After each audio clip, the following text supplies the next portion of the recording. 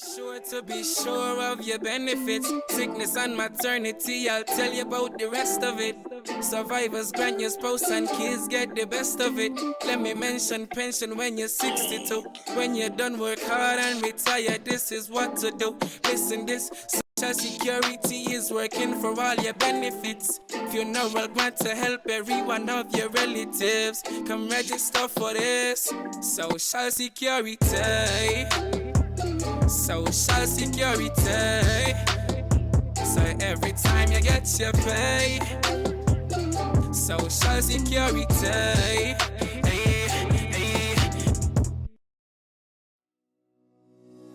Hello and welcome to this edition of Social Security and You, your information and education program brought to you by the St. Christopher and Nevis Social Security Board. I'm your presenter, Camilla Lawrence, for this broadcast.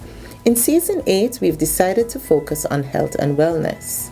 Heart attacks and strokes are two types of cardiovascular disease that affect an increasing portion of our working population. If this strain on the workforce is continued, productivity would be lost and resultantly a strain on Social Security, as long-term benefits would be paid out over indefinite periods. Today, Dr. Caroline Lawrence, cardiologist with Meridian Medical, will share with us what we need to know to do better. Stay tuned. My name is Rodney Fleming. I'm self-employed. I'm the owner of RBM Nursery, Landscaping and Services, and also your Brenta Bar and Snacket. Social Security makes sure my family and I are covered. I never claim from Social Security, but I know they will keep looking out for my benefits. Social Security, because you deserve a future. Welcome back. If you're just joining us, you're in time. We are about to speak with Dr. Caroline Lawrence on health as it relates to heart attack and stroke. Dr. Lawrence, welcome. Thanks for having me. Wonderful. Now, when we think of heart health, we often think of heart attack and stroke, but we tend to interchange the words locally. Can you tell us the difference? Sure. So a heart attack is where the vessel, the artery, one of the arteries that feed the heart, gets completely blocked. I can understand why we wouldn't think to interchange the two, because the same disease process happens with a stroke. A vessel gets blocked. So it's just the location of the blockage. So a vessel getting blocked feeding the heart gives a heart attack. A vessel getting blocked feeding a section of the brain gives a stroke. But it's the same blockage of vessels, just the location changes. Okay, that's very good to know, because very often we just say, oh yes, heart attack, stroke, we think it's all the same. Yes. Now, what causes cardiovascular diseases? So cardiovascular diseases, cardio, heart, vascular, vessel. So cardiovascular is heart and vessel disease. The same set of risk factors apply, be it vessels feeding the brain or vessels feeding the heart. As it relates to causes, we divide them into things we can change and things we cannot change. So the cannot change risks for getting this type of disease would be a person getting older, so increasing age, particular races. Sadly, the black race is a greater risk for getting these diseases, and being born male is also another risk factor. So a black man getting older has the risks for this heart disease. And then if he was born into the family where his father had it, or his uncle or his mother, so a family history also increases the risk for this type of disease. So those would be the risks we cannot change. So when we have this kind of setup, a black man getting older, family history of heart disease like a heart attack, then we look at what can we change to decrease his risk. So there would be the modifiable factors, things like having high blood pressure, having high blood sugar, having high cholesterol, smoking cigarettes, being obese, if not overweight, obese, not doing regular exercise, a poor diet. So those are the modifiable, the things we can attack.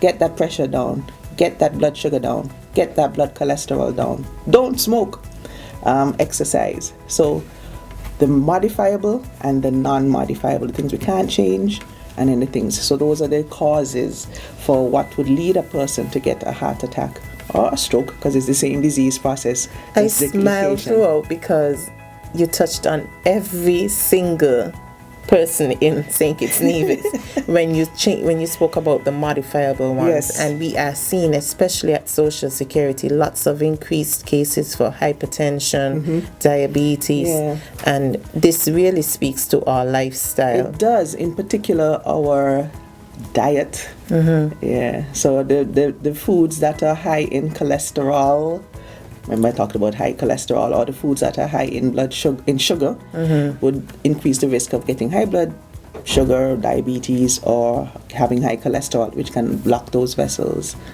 So yeah, it is directly related, I think, and not just I think, but the experts around the world have also agreed it's an issue of what you eat. And also, you're not active as you used to be. Everybody has car, vehicle, everybody don't walk nowhere no more.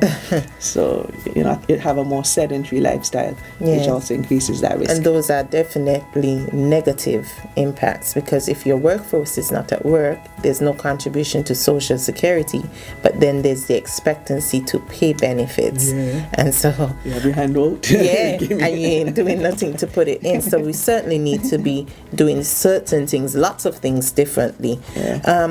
What symptoms should we look out for? How do you know that something is wrong? So can you sense that you're going to get a heart attack or a stroke? Sometimes, and most times, especially the heart disease, heart attack component.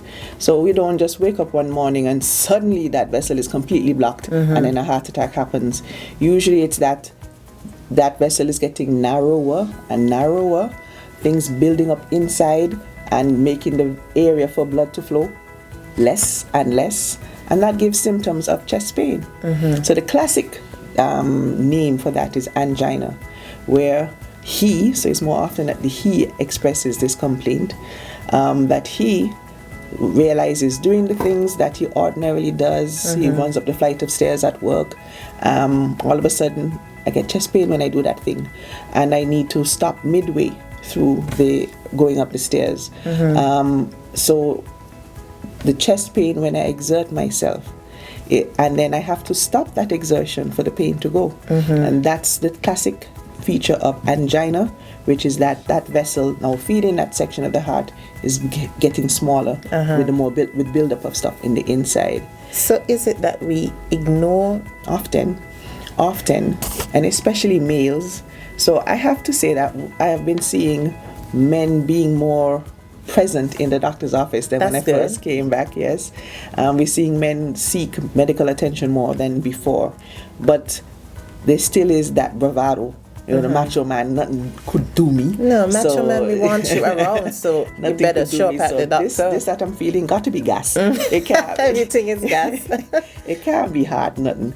So then you explain it away with something else. Or I did all that heavy work over the Easter break, so now I'm having the muscle pain from that heavy work. So you explain it away with some other reason other than this could be heart disease. I need to go check it out. I could be right, it could be gas, but I could be wrong. And it doesn't hurt to check it out. No. In addition to that, anything else? Yeah, so the chest pain is a big tell. Some women, sometimes we don't get that particular complaint of chest pain. Sometimes we get just tired. So the thing that we used to do that we could do, clean at house or against the flight of stairs, and I now get tired and or breathless. So you get the chest pain on exertion, or you get the tiredness, easily tired, you get breathless, shorter breath, to do the same things that I used to do with ease. And when I lie down to sleep, sometimes I get breathless then too. So these are the things that tell us something is different. Clearly, something could be wrong because something is different. Let me go check it out. Okay, so guys, don't ignore the chest pain. Don't ignore and gals, and don't ignore the tiredness. Don't just blame it on something else or try to cover it. Let's address it. Go and see the doctor. We'll be back with more after this break. Sometimes when the smallest thing becomes the greatest importance, you have to pay attention. Knowing the status of your contributions paid to Social Security is one of those things you must pay attention to.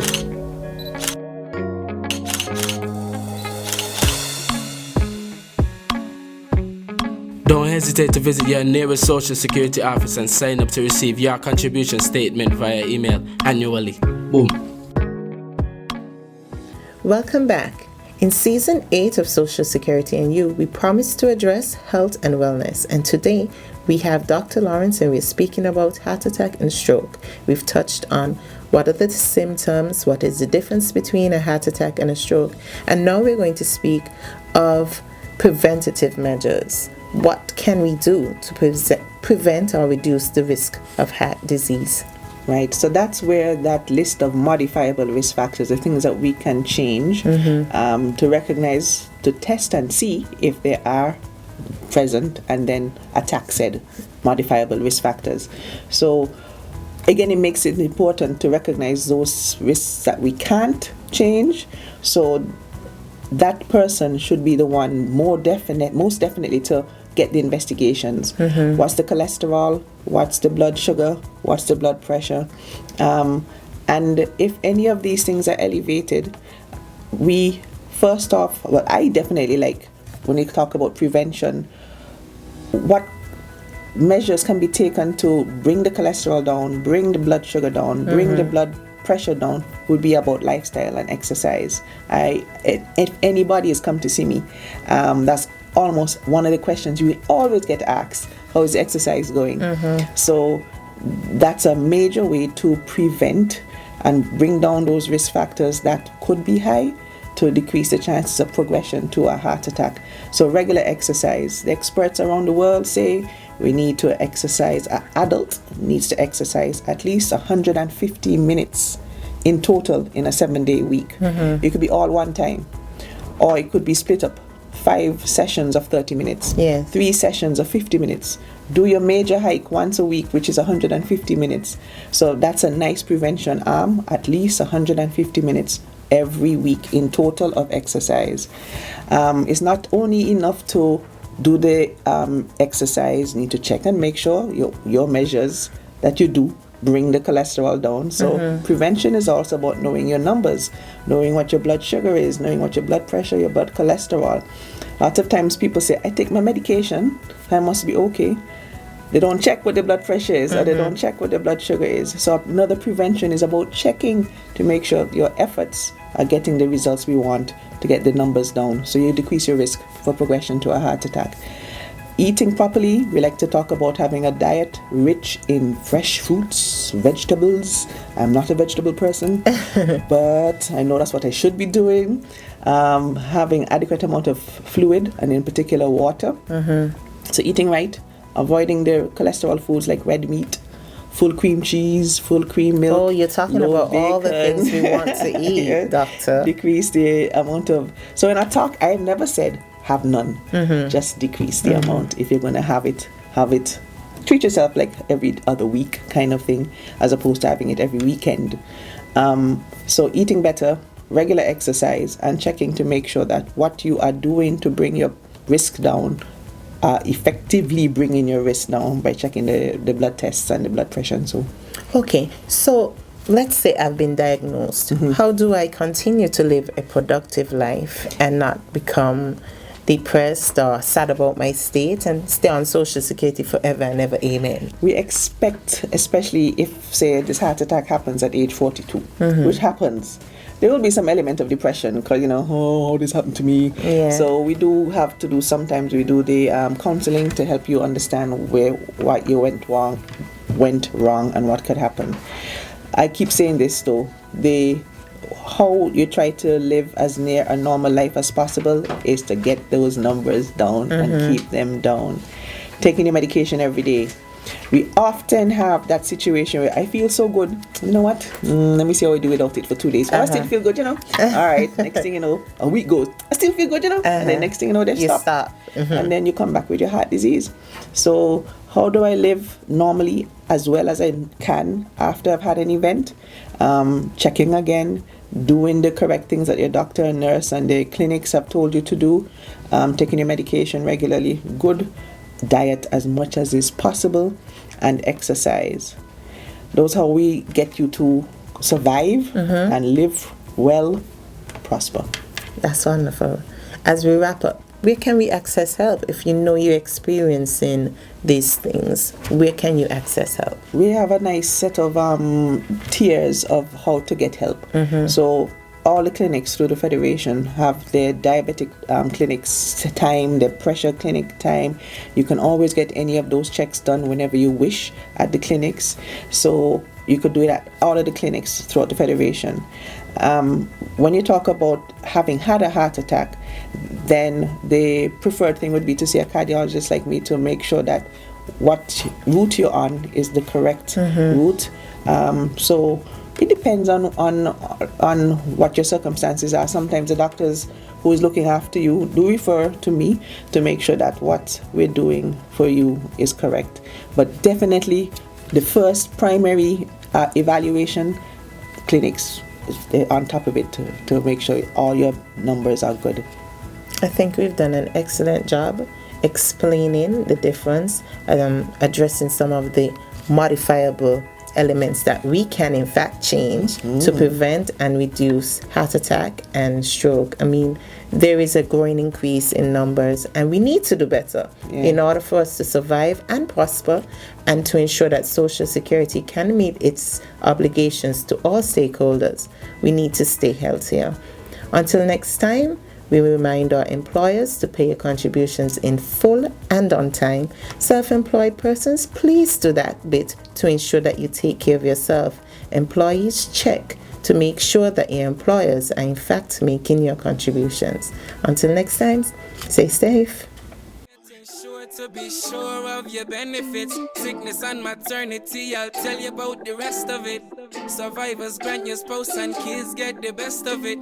Let me mention pension when you're 62. When you're done work hard and retire, this is what to do. Listen, this Social Security is working for all your benefits. Funeral grant to help every one of your relatives. Come register for this Social Security. Social Security. So every time you get your pay, Social Security.